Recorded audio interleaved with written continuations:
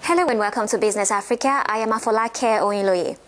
On this week's headlines, Cemac zone to record a lower growth in 2016, says Bank of Central African States. And Uber increases taxi services in Ghana as part of expansion plans in Africa. We put the spotlight on Obama's economic footprints in Africa after 8 years in the Oval Office. The Cemac region recorded a growth of 2.8% last year compared to 4.8% in 2013. Now, for 2016 fiscal year, the Common Central Bank in the 6 states of the sub-region projects a growth of 1.7%, a decline of 0.1% compared to the growth in 2015. Now, the decline in recent years is due to the external shocks coupled with the dwindling economies in the sub-regions. Jean-David Mihamle and Michael Oduor with the in-depth story. The Bank of Central African States, BESC, has confirmed the Cemac sub-region has been facing an economic slowdown during the last 3 years and said growth has declined this year. The 2016 economic growth is projected at 1.7%, a decline of 0.1% compared to the growth of 2015. Countries in the Cemac zone include Cameroon, Central African Republic, Chad, Republic of Congo, Gabon, and Equatorial Guinea. This downward trend over the last 3 consecutive years confirms the fragile nature of the economies in the sub-region due to external shocks. The sharp fall in oil prices largely explains this continuous decline in growth. Oil is the main source of foreign exchange for 4 states in the sub-region, with the exception of Cameroon and the Central African Republic, which have relatively diversified their economies. Analysts now propose that Cemac countries should focus on diversifying their respective economies with an aim to strengthen economic growth in the sub-region. Slowing domestic growth has also hampered growth in the Cemac zone. The decline in consumption is associated with the deteriorating of other economic indicators.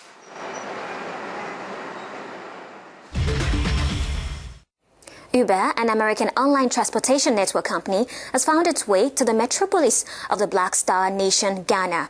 Now, it is yet to be hit with the protest, unlike other countries. Uber is convincing traditional taxi drivers to work with them. Not only is it offering alternative transport services, the car-hailing services says it would add some 1,000 job opportunities by the end of this year. Michael DB and Amalunga have more. Now Oye Kote is getting a taxi to work in Ghana's capital, Accra, using the Uber app on her phone. The company uses a smartphone app and GPS technology to provide e-cab services by linking customers with drivers near them. Uber is very convenient. It's easy, it's accessible, and you don't have to struggle to bargain with taxi drivers or drivers because it gives you the actual amounts depending on the kilometers or the distance you cover. Uber operates in over 60 countries worldwide and is worth about $40 billion. We're very excited by the demand that we've seen. It's been some of the strongest demand that we've seen across sort of markets in Europe, Middle East, and Africa. There's been a very real, very organic demand.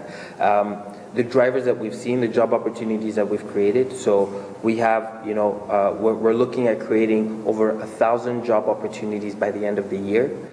The service firm is popular for its cheap fares and convenience, hence many drivers enroll on the platform, which guarantees them clients. Before then, I wasn't working and I tried a lot of companies.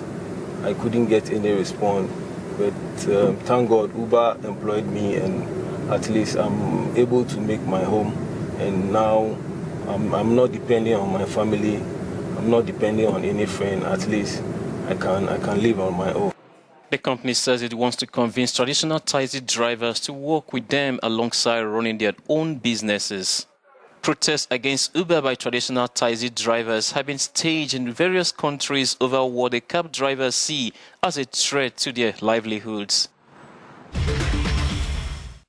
In a few days, Americans will be going to the polls to elect a new president. But what was Obama's economic legacy really for Africa? Now, during the first 2 U.S. presidential debates, the world's second largest continent, Africa, was marginalized. which leaves many in doubt on the U.S. bilateral trade relationship with Africa for the next administration. Kenneth Karuri and Nassis Ndombe have the details. When Barack Obama won the 2008 election, Africans erupted into a near-unanimous joy that an American of African heritage will for the first time be president of the United States. So help you God, so help me God. Congratulations, Mr. President. Fast forward, and in a few days, Americans began to the polls to elect a new president, as Obama said to relinquish his post after having served a maximum 2 terms as leader of the world's most powerful nation. President Obama prioritized promoting U.S. trade and investment in Africa, building Africa's trade capacity and extending preferential access to the U.S. market for African products. During his tenure, the African Growth and Opportunity Act Oduor was extended by 10 years, and which sent a strong signal that the U.S. was serious about expanding its bilateral trade relationship with Africa. We are interested in Africa because we know that if Africa thrives and succeeds, and if you've got a bunch of entrepreneurs, they're going to need supplies from us, maybe. Or they may supply us with outstanding products. Obama will also be remembered for his Power Africa initiative that seeks to bring electricity to 50 million people in Sub-Saharan Africa by the year 2020. But despite his successes, the U.S. still lags behind China, which has invested heavily in the continent. China's trade with Africa has now soared to more than $200 billion worth of goods a year, 3 times that of the U.S. The next administration will still have its work cut out to win this key region. We have an economist from Nigeria on the line to speak to us more on that story. Mr. Opeyemi Agbaje, welcome to the program. Now, in your own opinion, what was Obama's biggest economic legacy for Africa? Well, the biggest economic legacy I can think of is, I think, the Power Africa initiative that Obama has, the initiative to support the electric power sector in Africa. Many of the other things have been bipartisan initiatives introduced before Obama, incidentally, by Republican presidents, George Bush, the 2 Bushes, the AIDS initiative, the Oduor, American Growth and Opportunity Act. Obama sustained all of those, of course. But I think the Power Africa initiative was initiated by President Obama, and it provides an opportunity for U.S. investments in power in Africa. Well, do you believe there will be continuity of Obama's goals for Africa, even with the next elected president?